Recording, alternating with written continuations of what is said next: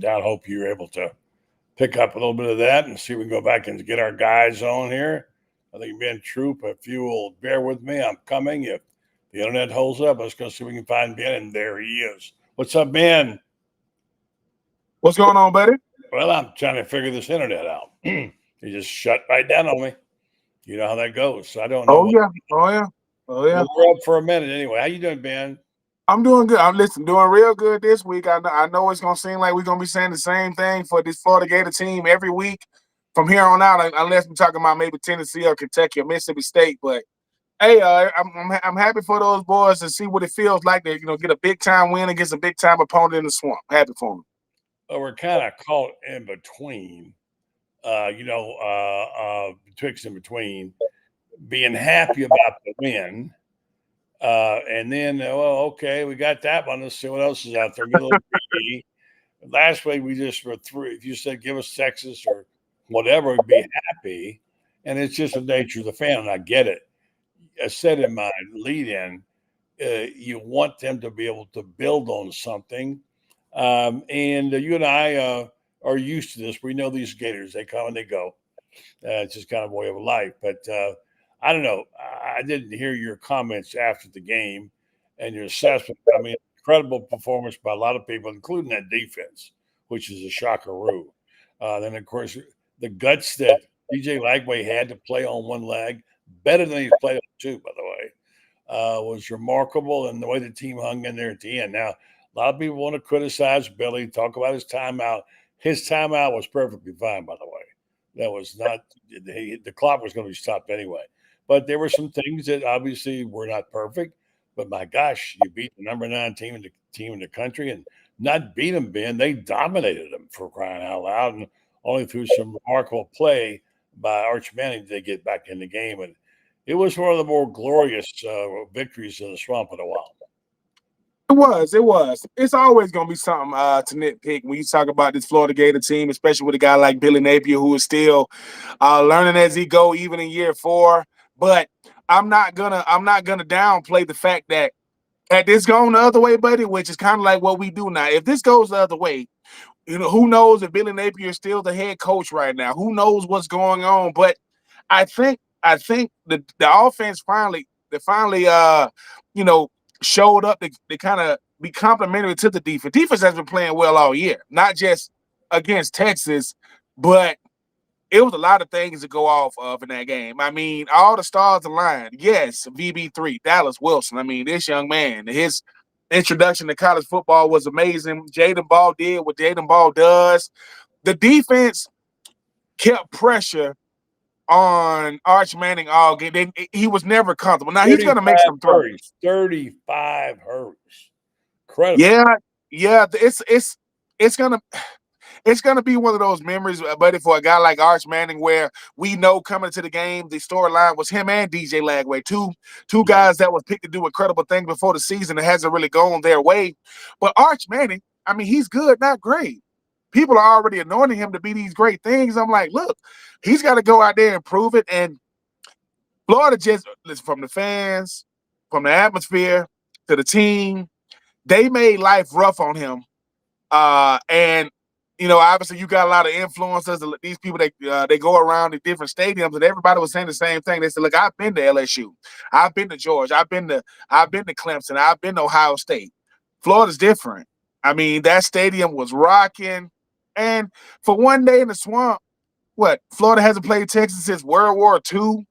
It was Texas versus Florida, regardless of what had or hadn't happened up until then. It was still a big time matchup, even if neither team has really lived up to their potential yet. But for DJ Lagway, when he plays with confidence, when he's getting the ball out on time, when he's confident in what he's going to do, if he's not sitting in the pocket waiting to see who he's going to go to, he's really, really dangerous. I mean, that was an incredible football game that he played. Now, the pick that he threw was ill-advised. I mean, it's just one of those that got away from him. But I'm happy for him, buddy, more than anything, because it doesn't matter if Dallas Wilson plays well, if VB3 plays well, if Tyreek Sapp and the defense play well. If our QB doesn't play well, we're going to be asking what is going on between the neck up. And it was a scary moment there. When he walked off the field, we didn't know how bad he was hurt. We knew he was hurt, We thought, is he going to come back even? And if he doesn't, well, they have to play the freshman. Tramel Jones is a terrific prospect, but not ready for that prime time. Yeah. The guy came back. He was not going to be taken out of that football game. You could see it. He was not going to go out. And there were a couple of times he had a hard time putting any weight on his leg, but Yeah. God bless him. He played his heart out. Now, let me just say that Arch Manning also played really well. I thought he was playing for his life. His offensive line got their butt whipped by the front seven of Florida. And he just hung in there and made some really great throws, took some hits. And let me just say this again about the swamp. I know it's repetitive for us, those of us who've been around and seen it. But when you get an environment, I've written and talked about that, and I've got a piece coming out now about what makes the swamp the swamp. We know all the physical dynamics of being in a hole. We know about the heat. We know about being on top of the players. What makes it so unique? This is only one, and a lot of the Texas people were surprised that was so loud. You heard their comments; they were surprised. Wow, it's the loudest I've ever heard. Well, they thought because it was small compared to what you've got at Kyle Field, where you have 108,000, as one guy said, you could drop the whole swamp in the middle of that. Well, in Texas, as I've said, they think everything bigger is better. They think because it's bigger, it's louder, it's better. Well, guess what? It's every bit as loud, if not more loud, than field. So if you can count on a team on a crowd engaging, and Ben, my gosh, they couldn't get the plays off at the last 5 minutes.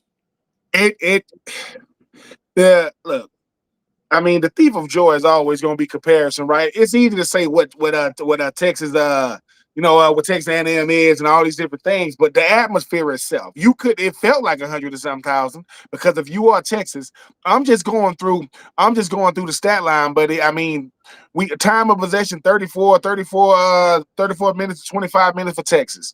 What we talking about, we were 7 for 14 on third down. That sounds like 50% to me. Right? When you start talking about punts, they punted 6, we punted 5. They had 10 penalties, we had 7 penalties. We gave up 52 yards rushing, 341 yards total all day. When you playing like that, you giving yourself a shot. And if you are Texas players was even coming out of the game saying, dude, Florida's different, because So I get the people that's already when Florida's not playing up to potential like they haven't been as of late, people are gonna have more to say about what they didn't do. But give the defense and give the entire team a lot of credit for keeping pressure on Texas, because Texas was like, look, Florida's still a team we got to beat. And that last series for Texas showed, because that last play call, Arch Manning looked, it's like he couldn't come to himself, because the clock is just going, and it takes at least 3 seconds to get the snap off. So when he finally snapped it and he looked, it was like, man, the game is over. Yeah. He was like in shock, like, dude, because number one, like I said, I think Arch Manning gets some fair and unfair criticism because of who he is and where he plays. But buddy, for one day in the swamp, that's what the swamp is. If you've never been there, that's what it is. I'm talking about electric for 4 quarters. Yeah. Billy Napier is Billy Napier. Yeah, he ain't gonna do everything perfect. It's easy to say what a coach is supposed to do when you watch it from the sideline or from the comforts of your home. But 29-28, which means if they get in the end zone, right, they still got to score and get a 2-point conversion. Florida did what you're supposed to do. Now, do I still? Safety made a big difference. Let me jump in real fast, because I didn't get a chance to set the show up because the internet went down, and say that we have some breaking news. 2 Florida players expected to be out are going to play.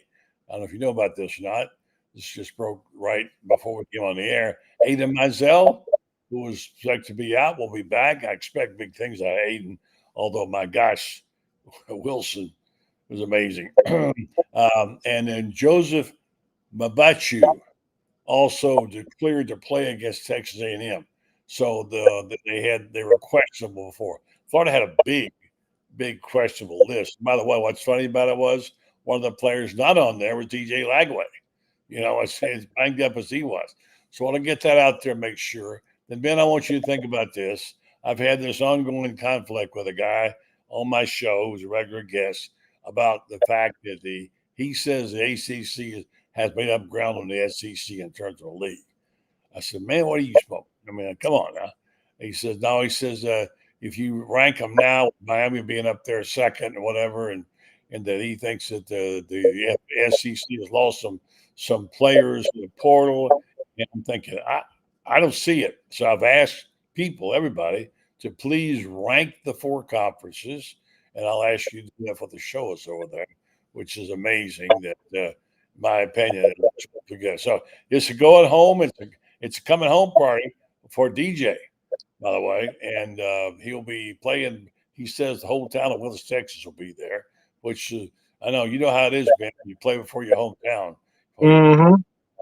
In high school, one time I played a game down in Bradenton, where all my people were, my dad and my aunts and uncles. It's a whole different feel when you get that. Anyway, so Scooby Williams, who was a Gator, by the way, it's 12 tackles and 2.5 TFLs, forced fumble, interception, sack.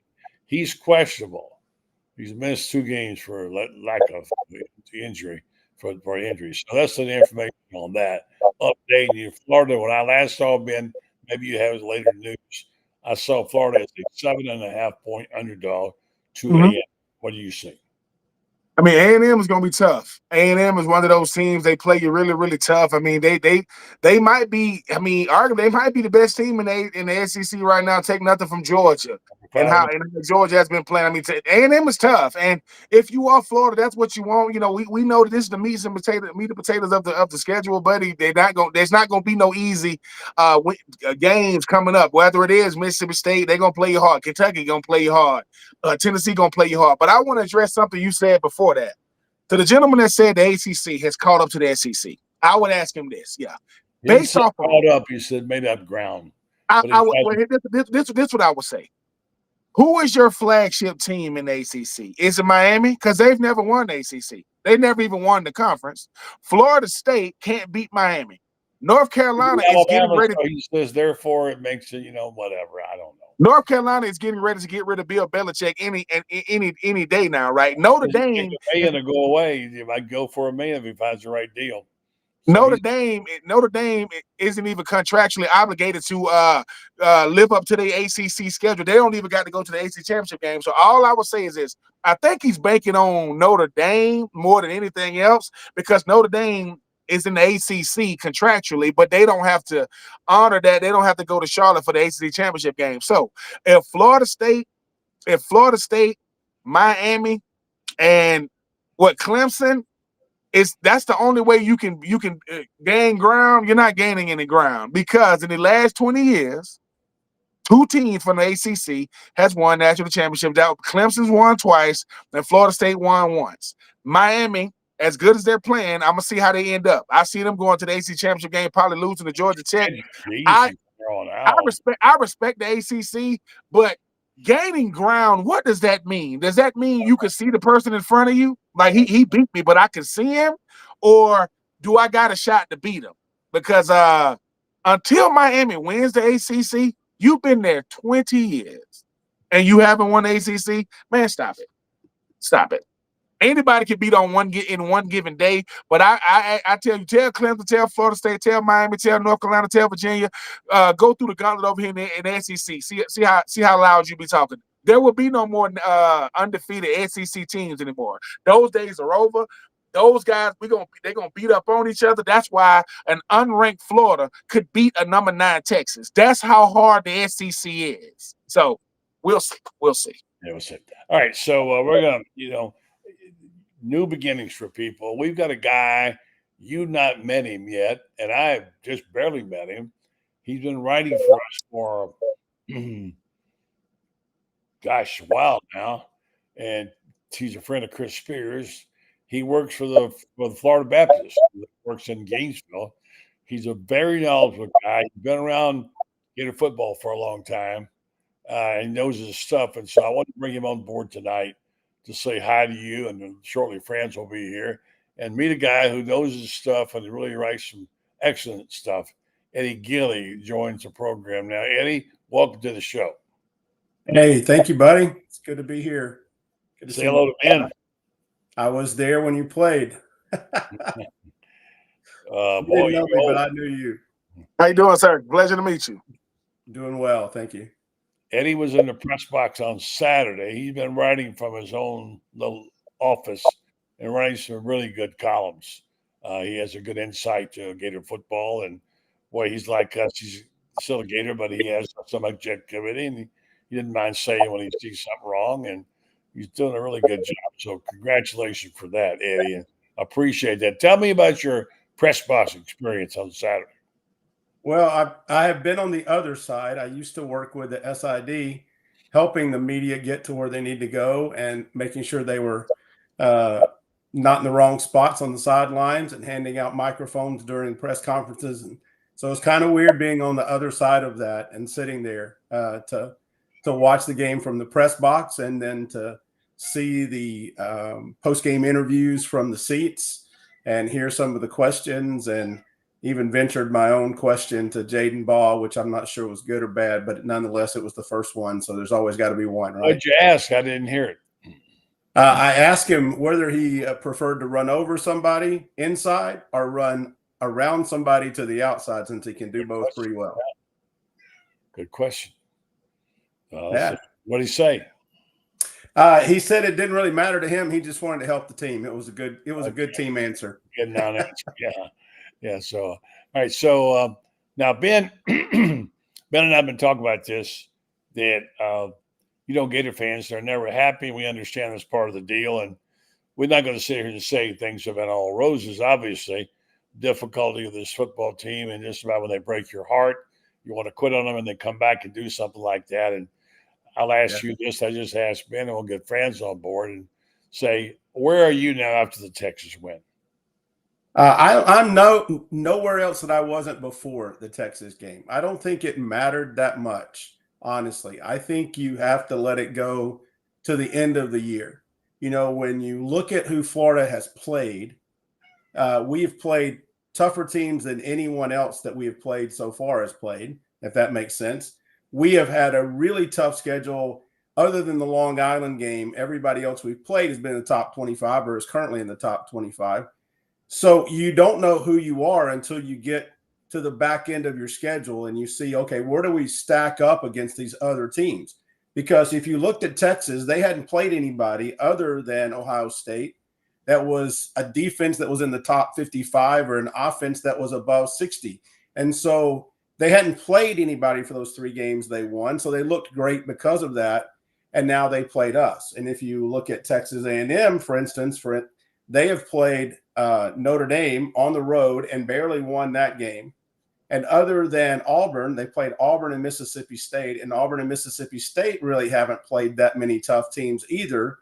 And they just barely beat Auburn at home. And then they put a whooping on Mississippi State.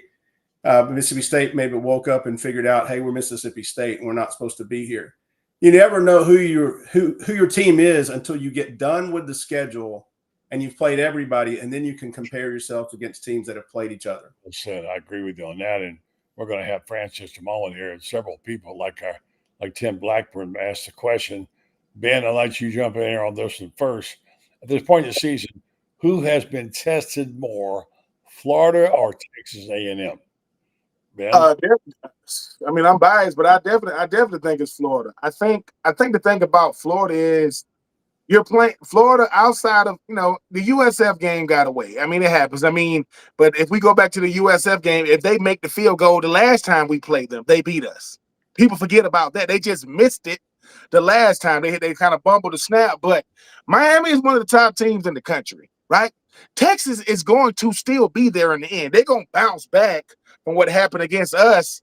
And we forget that just because we ain't playing well doesn't mean that we don't bring out the best in other teams. You don't think teams want to beat Florida? You don't think that boosts your resume when you beat? I don't care what we haven't done in the past. So I would say Florida, but Texas A&M, they're who nobody's talking about this year in the SEC. Like, no one saw them doing this right now. Georgia is a usual suspect. LSU is going to have, they're going to have a Heisman hopeful, at the quarterback position. And I just think that for Florida, though, it's gonna bring out the best of the worst in us, because DJ Lagway has proven to the rest of the country as well as his team, dude, I'm if I can go, I'm going. We all banged up.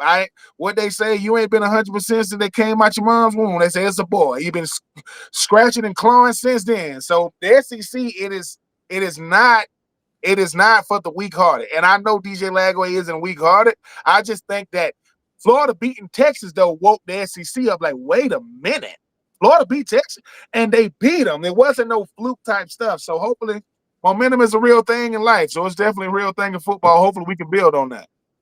Here's Eddie Gilley's seatmate sitting next to each other Saturday in the swamp and watching the game. And I know you both had your takes on it.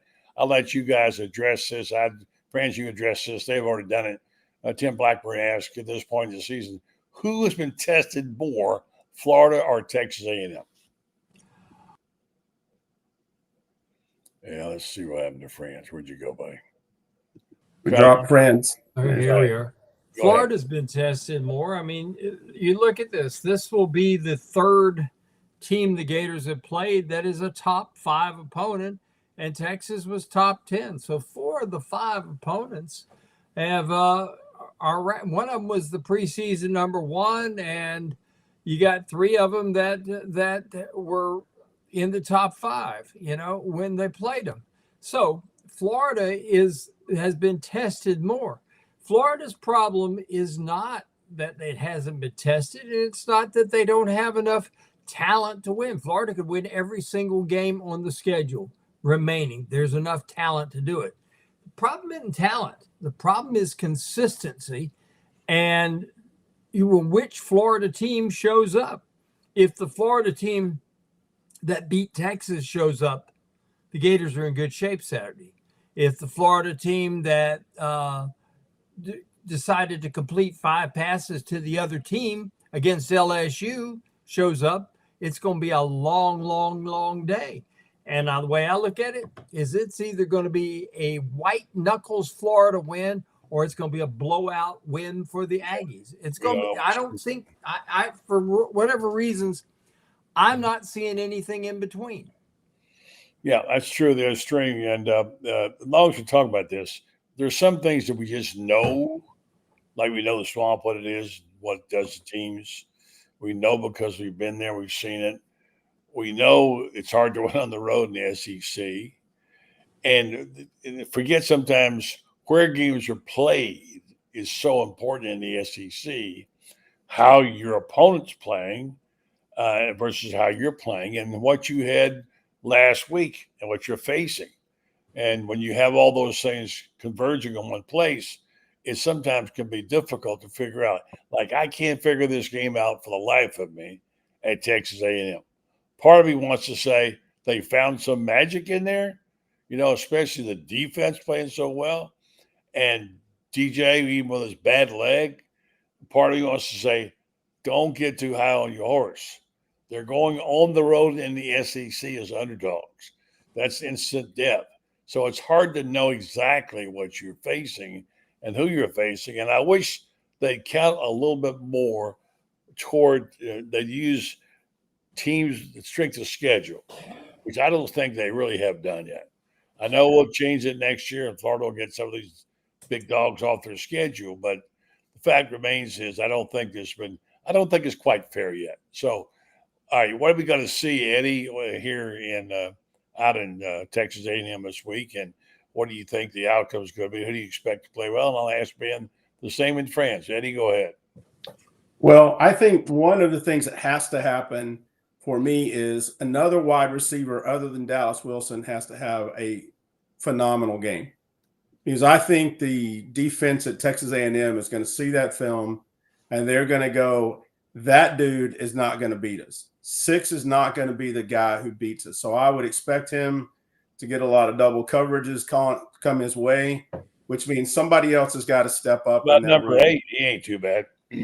Well, they aren't on the field that often together unless there's a new package more and more there. Lately, been playing together more. Yeah. So they both need to be on the field at the same time, if you ask me. And if one of the upperclassmen doesn't get to play very much, well, scratch a mad place and get over it. You got to put your best players out there, and to me, they're the 2 best. So I think they have to play well, and I think Jordan Ball has to run the ball well. And I also think that Texas A&M hasn't really had that press, just like Texas hadn't. Now, Florida may fold under the pressure, but we won there 2 years ago. We've been there. This staff has been there, and they've won there, so they know what it takes. So I look for Florida to make it a really competitive game, and if DJ can keep from throwing it to the other team, I think we got a chance to win. Ben, they got Marcel Reed, who's really a heck of a good running quarterback. That could cause Florida problems. It could, but I think what's going to cause Florida problems if they let it is the running game of Texas A&M. They want to run the football. They want to try to be like, look, we got to. I'll do a threat quarterback only look good because the running game has already been effective. But if Florida can go out there and establish the run and just be able to punch back for 4 quarters, this Texas A&M team, I mean, they're good. They're a good team now. I mean, you're 5-0. You beat Notre Dame 41-40. You a good team, but they could be beat. They haven't gotten beat yet, but I think that if Florida loses to Texas and it's a blowout loss, Texas A&M like, okay, but like I said, Florida beating Texas open up their eyes because it's the same Texas team that's going to be there in the end. But if Florida can go out there and I do agree though, they're going to have to. Dallas Wilson, I don't see him having that type of effort, up there, College Station. But we got a lot of receivers. I mean, I know that Coach Billy Napier gave Trey Wilson a lot of praise. You didn't recruit him to block. You did not recruit him to do that. You recruited him to go out there and make plays in the slot. Love VB3, love Dallas, but if we can get you mentioned before the show or show first started, buddy, Mizell, he's gonna be there. I don't want to see Mizell and Trey Wilson going in motion from left to right if you ain't gonna use them. That gets somebody I can do that. I can't do nothing. I can't do much more than that, but I can go in motion from left to right and just run down the field and don't get the ball. Utilize these guys. And like I said, I don't know how much of a green light DJ is going to have because the help of DJ Lagwell is everybody going to be watching. But if we can come out there and play, if you play aggressive at home, guess what? You got to play aggressive on the road. I ain't none of that conservative stuff. That's politics, people. That is not football. You ain't going to win like that. Not against Texas A&M. So if they can be aggressive, take care of the football because our defense is going to travel. I do think our defense has been playing well. They can keep pressure on them. Florida got a shot. Not saying it's going to be easy, but they definitely got a shot. Franz?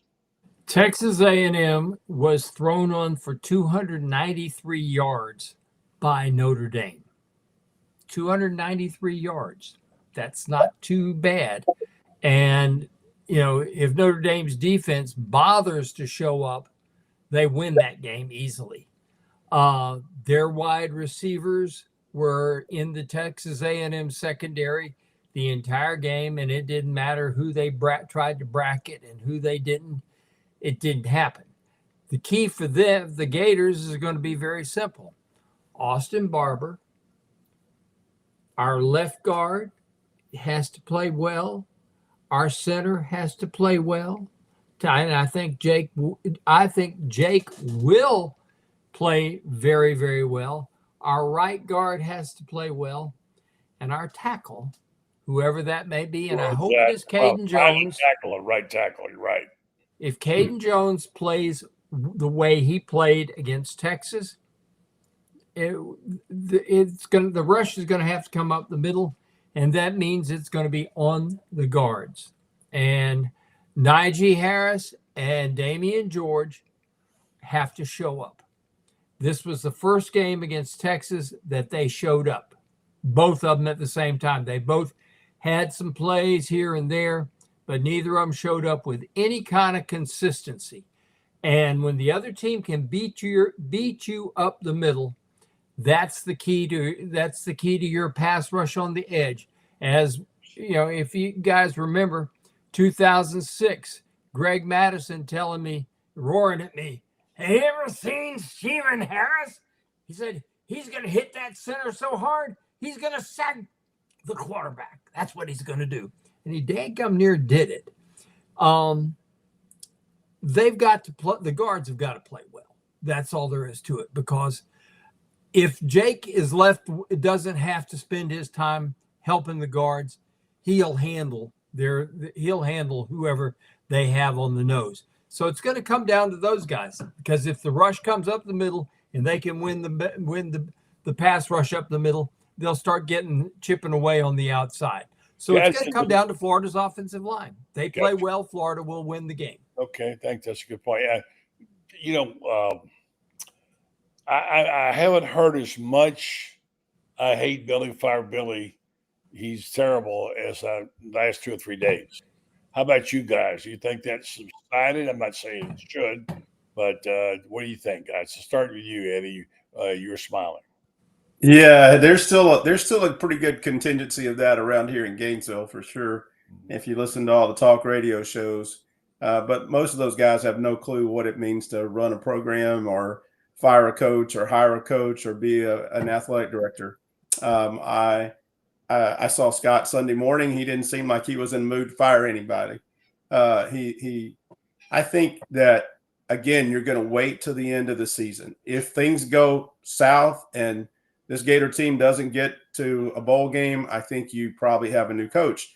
But again, it's a long season. If you can make it to a bowl and get to 8-4, then I don't think you fire the coach right now. I think you keep what you got. Unless you can get a real home run hire, and I just don't see the home run hire yet. I want to thank Eddie Gilley for his debut here on the program. Eddie, good job and good job on writing. Check him out. His articles were very fine on Gator Bait. Appreciate it, buddy. And I love that shirt, by the way. Thank you. And one more thing. If you think Notre Dame would be in the top 25, if they weren't Notre Dame, go check their schedule. They wouldn't be ranked today. Okay. So the Franz right down your alley, Notre Dame. Hey, I'll tell you what. Eddie and I have known each other, I guess, what now, 44? Longer than I need to. 40.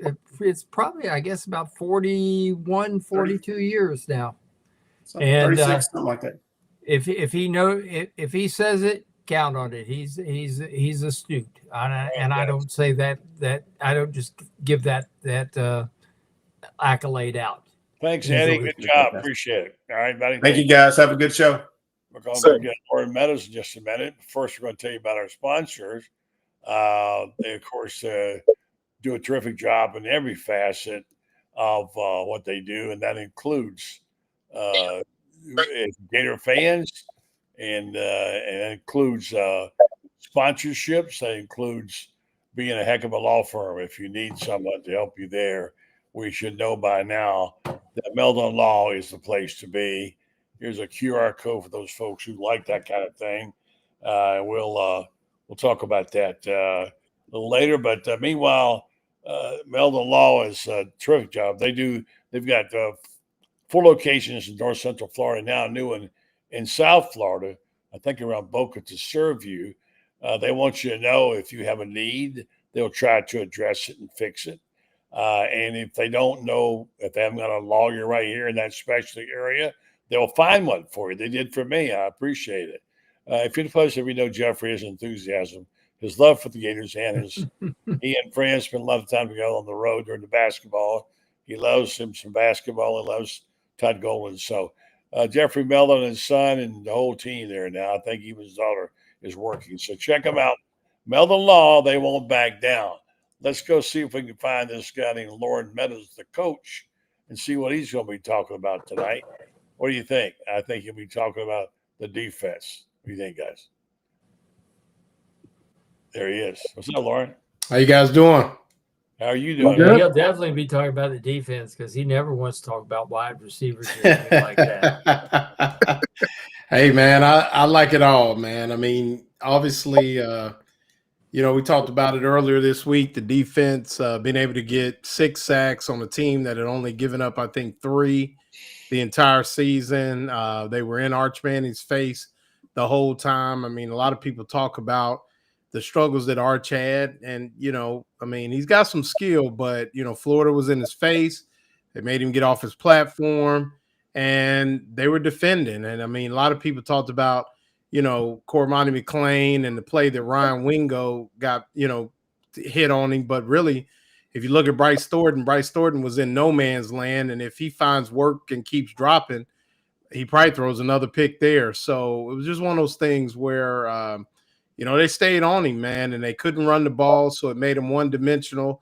And that's when Florida could pin their ears back. And you really saw what the creeper could do, where they were lining up, 7 up. And then, they brought both corners one time. They brought the nickel in the corner. mean, they were doing a lot of things, but getting just pressure with 4 with the ability to confuse the offensive line of Texas.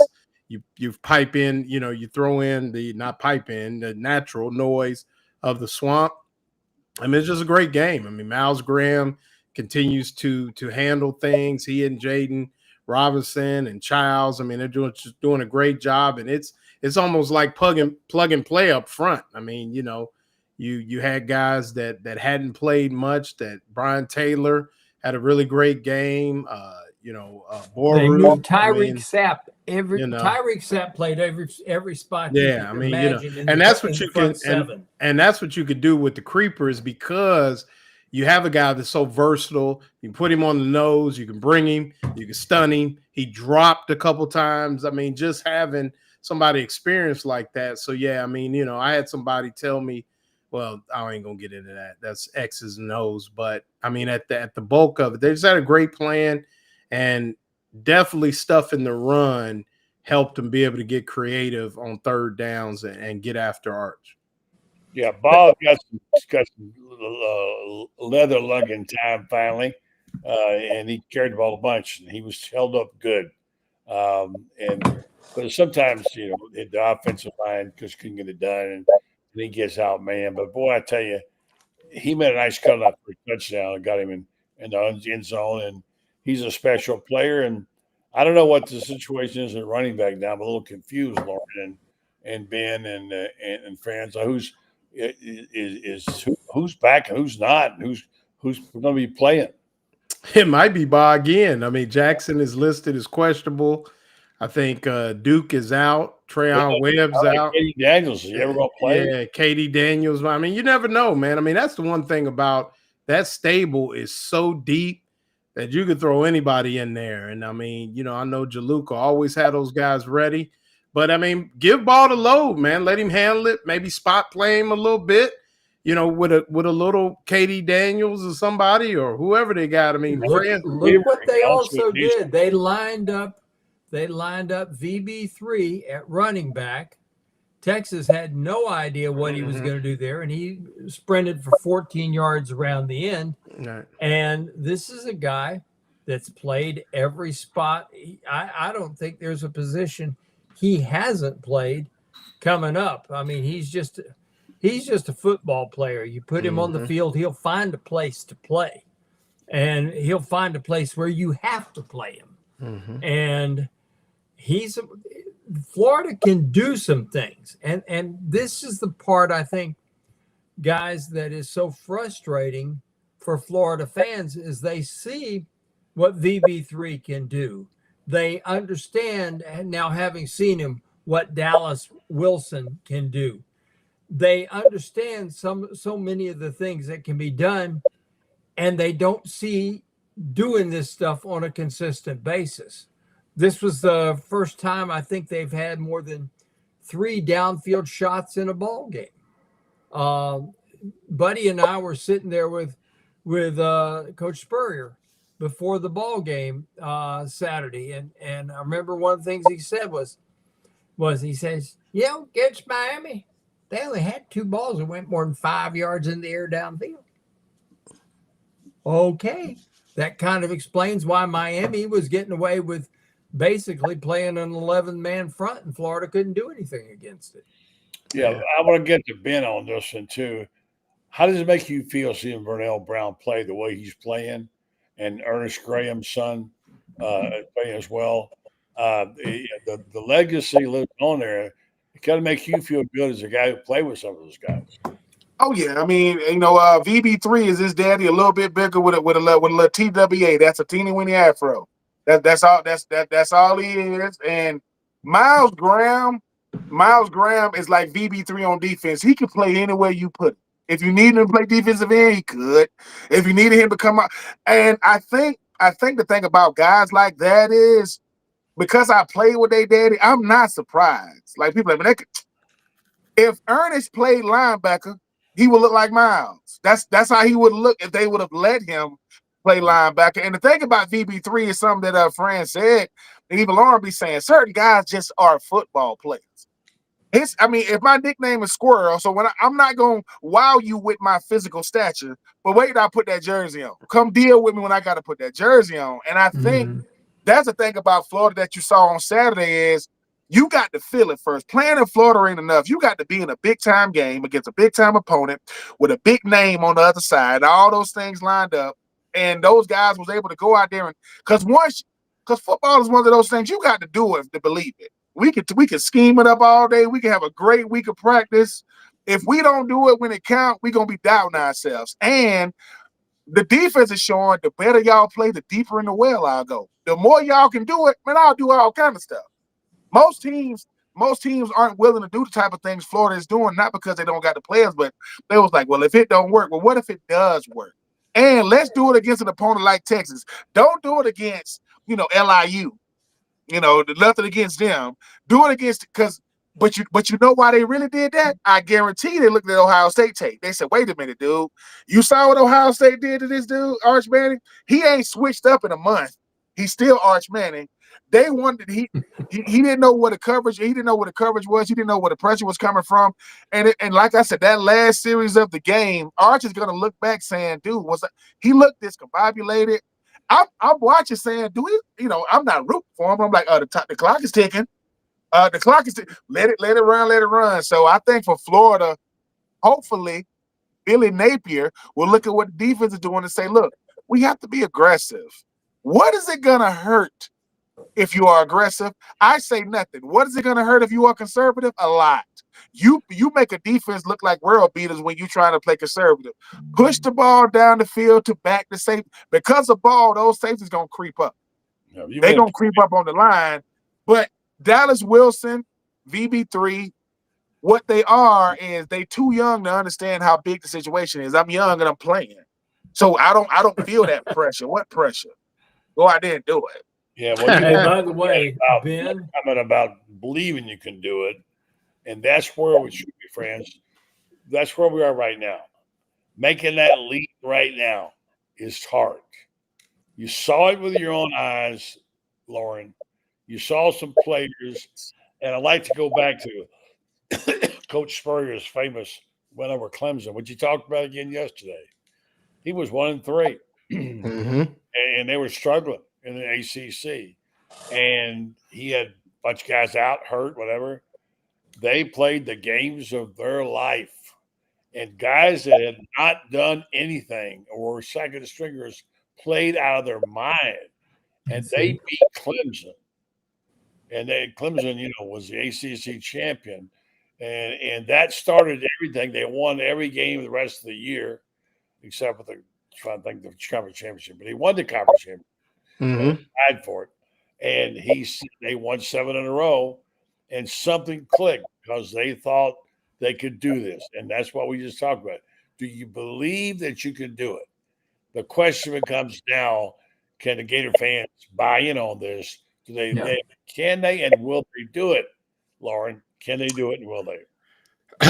Can the fans buy in or can they? Talk about the players believing they can do this again. Yeah, no, it's clear. I mean, I talked about it the other day. When Billy Napier stepped to the podium Saturday night, it was almost like he knew that this was going to happen. He said to Jeff Cardoza, this is the kind of team I thought we would have. So maybe with a full complement of guys for the most part, maybe with the depth, the versatility on defense, guys, don't forget about, Aiden Mizell, who made plays, J. Michael Sturdivant. But I think, this is a team that is built to play with anybody.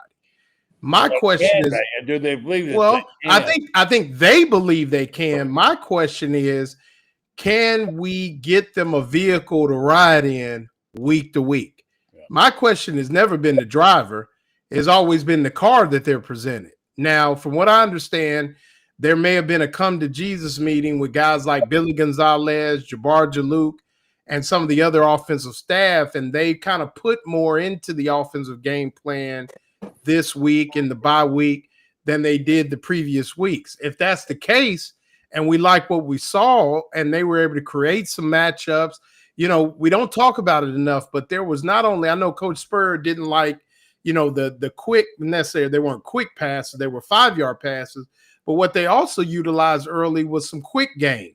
They threw some quick outs. They threw some hitches and those kind of things to kind of get DJ in a rhythm. Like I talk about, like shooting free throws for a shooter. And now he's back on. I think it was the same thing on Saturday. So, yeah, I definitely think the players definitely think they can play with anybody. Franz, I'm sorry I interrupted you, Franz. Go ahead. Well, one of the things I was going to tell Ben was Monday I asked Ernest Graham, I said, Ernest, do you get the feeling that you need to carry the ball a little bit? And he said, yep, I do.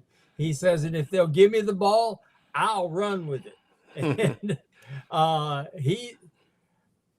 Shane said last year, year before last, I guess it was, he said, that's the best high school football player I have ever seen, period. And he and VB3, same thing. You put them on the field, they're going to find a place to play, and you're going to have to play them somewhere, somehow. And that's going to be the key. I think Loren just hit the nail on the head. They can beat anybody, but you got to put them on the field and say, okay, you find your way to win. We'll give you everything you need. You got to find your way to win. And if the players believe that the coaches are going to give them what they need to win, they'll go out there and get the job done. That's always been the key with every team I've ever seen is the players. I covered the Redskins, and they had a guy named Lombardi coaching, and they'd been terrible the year before, and they started winning football games. And it's a simple matter. They believed he was going to give them what they needed to win ball games. Bill Belichick hadn't forgotten how to coach. He just ain't got any players that believe he's going to give them that believe he's going to give them what it takes to win games. He's out of there. Yeah, he is. He is. And I hate to say it, but I'm hearing a lot of noise in the system right now.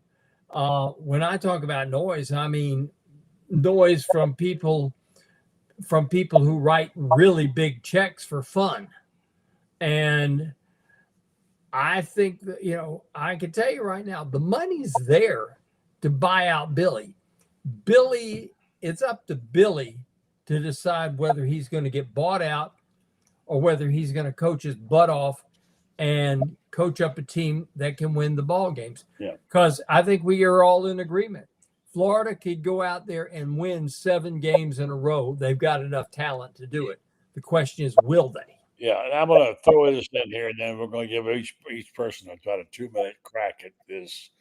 And that is that what you want to happen, what you think will happen, what's realistic happen. A lot of people want Billy to somehow make it, survive. I'm of the mind the perfect scenario that they'd win the rest of the games, he'd stay. But having said that, I don't want him. I mean, I think he should coach the team the rest of the year, one way or another. I know people say, well, they don't do that anymore, buddy, whatever. But the fact is that they don't have an interim on that staff. The guys they want to go after, except for Urban, and you see the comment here about Brandon Quinlan, they're going to be guys like Drinkwitz and they're going to be involved in playoff games.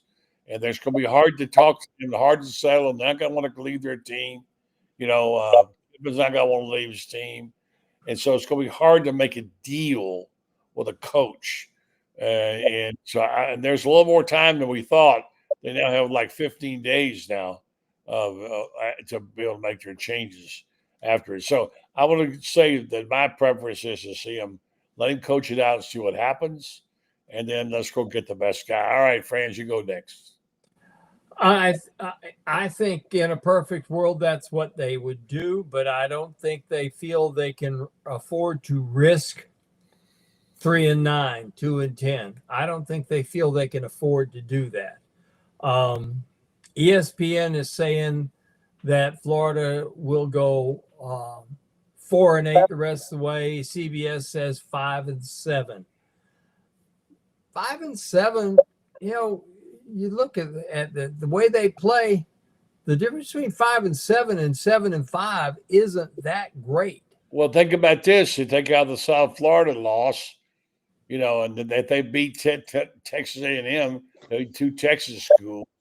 They're about where we thought they were going to be. We thought they might knock off Miami or LSU, but they're not that far off the mark. Now, are they playing like the team they should be? No, they haven't until last weekend.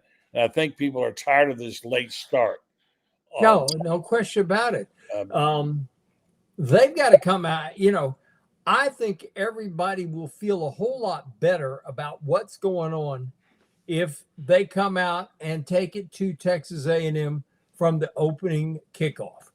If they, I promise you that this team needs to do what they did against Texas, which is to come out there and burn them up from the opening bell. They really do. On the road there, been a tough place to play, and it's a good team, and they're physically banged up a little, although their injury report wasn't as bad as I thought it might be. Ben, what do you think needs to happen? I definitely think they got to come out aggressive. I mean, I definitely think they're going to have to run the football. But even with the whole situation with Billy Napier, I think because of how Billy Napier came to Florida when he went back to Louisiana and coached them before he came, he's hired, but he went and coached them. I think he is the coach for the rest of the year, because now when it comes to a place like Florida, yes, you got to think about the players that's coming in here. And yes, you got what has hurt college football now is freaking December. Early signing day has shook up everything, because now you got a bunch of players that's going to come in the year before they actually get here. So the VB3s of the world, the Miles Grahams of the world, those are the type of guys you got to make sure, because I remember when Bob Stoops knew he was leaving, right? And Coach Riley he was going to be the next head coach. But if he would have left during recruiting, they would have lost most of those guys. They waited to get him in there, and then he became, Lincoln Riley became the head coach. I think for a guy like Billy Napier, like I said, you want to finish strong, even if they're not going to keep him for future players, because they talking to these players now week in and week out. They interviewing these players like they coaches. Yeah. Every week they got to check on them. They checking the temperature, because the same teams that wanted you still want you. Commitments mean nothing until you sign that national letter of intent. Those things don't mean nothing. So I think that for Florida, it's week by week no matter what, but they got to definitely go out there and look the part against Texas A&M, because unfortunately Gator Nation has grown weary. No, they're not going to be the barometer of what's going to happen with Scott Strickland and company, but they will set the temperature though, because Texas, you look good and you beat them. But if you lay an egg against Texas A&M, it's right back to where we started a couple of weeks ago, because Billy Napier, he has no money in the bank when it comes to Gator Nation. They love him and hate him. Love him because he's at Florida, but hate the fact that he's so unpredictable at this point. Yeah. Urban Meyer sees more teams falling apart. Just as it came in, I said that he's college football playoff conversation. He says some of these teams are going to implode. He says, I don't know the locker room. So Ohio State lost a terrific game against Wolverines last year. They had some grown men in the locker room flipping around. You saw Florida State 2 years ago have an awful locker room. As a result, they were embarrassed. At least at Penn State, he said, see some veterans in the locker room that could theoretically help turn things around. That was embarrassing, really embarrassing beyond to get beat by a UCLA team, Loren, like that. And so what is ahead for this Florida program, and what would you like to see happen? Well, I mean, I've been very critical of Billy Napier, but not because of who I think he is or what he has done. It's just they haven't gotten it done on the field. I tend to like the guy, actually, so I would love to see him run the table. I mean, I'm a fan. I was so stunned on Saturday. I sit with my wife, and we had some friends in from San Antonio, big Texas fans, and I couldn't even cheer. I think the loudest I got was "We Are the Boys," because that's just what you got to do. But otherwise, I was just kind of like, what does it all mean? And one win against Texas, where you played really well, means absolutely nothing if you follow it up with a dud on the road. So the challenge is for Billy Napier to be something he's really never been at Florida, And that's consistent with his football team week in and week out, at home and on the road, and actually get it done. I mean, if I think he stays at 8-4, it ain't gonna be a lot of people happy, but I think he's got one more mulligan. Use it wisely. But what he can't do is no more duds, no more head scratchers, no more South Floridas, no more Miamis. It just can't happen because there's too many things that you examine after a loss like that. How are they practicing? How are they preparing? Who should be calling the plays? What is really going on inside the building? And all that just leads to we need to go in another direction. So the challenge is consistency for the next, next 7 weeks. And you gotta get it done. So that's the challenge, is to be the thing that they haven't been in the 4 years that he's been here, and that's consistent. All right, guys, I'm gonna let you talk for almost 8 minutes, and nobody gave me a name of any kind. Y'all said, we talked about Billy wanting to be successful, so I'm not hearing the names of people popping up here. I'm not hearing anybody enthusiastic saying, "Go get so and so, get so and so." I mean, Kiffin is the one guy everybody seems to want. I still say he acts like a man who's happy where he is. That's just me. I could be wrong, but you didn't give me a single name. Is there a name out there, guys? Oh, I didn't know that. That was the question. My bad. Oh, Okay. Tell me who you'd like to see coach him. Y'all didn't Billy. Give me. Okay, I said I'm talking about another name besides Billy. Well, Kiffin's the obvious. I mean, after that, I'm gonna say Drinkwitz probably. Drinkwitz, all right. Realistically, I mean, Franz. I would say I'm going to go against the grain here, and I'm going to say Curt Cignetti. Even though he is 65 years old, this is a guy that has a lights out offense, and I'll tell you what, he will be hotter than you can imagine if he happens to beat Oregon in Corvallis. Is it where Corvallis? No, that's in Eugene. Eugene, the dancing machine. Yes, if he beats the Ducks in Eugene this weekend, he will be hot. But there's also that we got to go through buyouts and stuff like this. People think Lane's only got a $3 million buyout. It's $33.6 million. Yeah, it's a lot of money. That, by the way, instantly, if Cignetti's the coach, I'll buy you dinner at Spurrier's for a month. Okay. Oh, I'll take that. Give me some of that action. And you want Cignetti? That's my spot. No, but I'll just take that action because I like Spurriers. Well, I said, oh yeah. Ben, go ahead, give me your man. I like Eli Drinkwitz for this reason. I mean, he superseded expectations. I don't even know who he recruits up there at Mizzou. The thing about Lane Kiffin to me, he'll be a step above Dan Mullen. He'll be a step above Dan Mullen. But the thing about him, head to head against Billy, he lost. Yeah. So the guy you want to replace with can't even beat the guy we got. And I know they got to play him again this year. I'm just saying. I got a chance. I got coached by Lane Kiffin when he was out there. Well, when he was out there with the then Oakland Raiders, and that's one of the craziest situations. I was out there longer than Lane Kiffin was, and I came out there from Tampa. It was crazy. I got to go now. Y'all stirring it up too much. All right, I got to go. Good night. Well, let me throw some out there, buddy. On Saturday, we'll be at the Cage Yard. Women's basketball is having a pickleball tournament. And yours truly will be playing with former Florida Gator Steffi Sorensen, who's an ESPN announcer. So that's my partner. That's my pickleball partner at the Cage Yard in Kissimmee, Florida. So if you're down there between 10 and 1, come check the ladies out, support them. All the women will be there. So come check them out.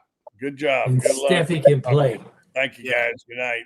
All right, see you. Wrap up the program for the night, folks. And I want to thank our sponsors and our guests. And good to see Eddie Gilley on there. I hope he'll come back again.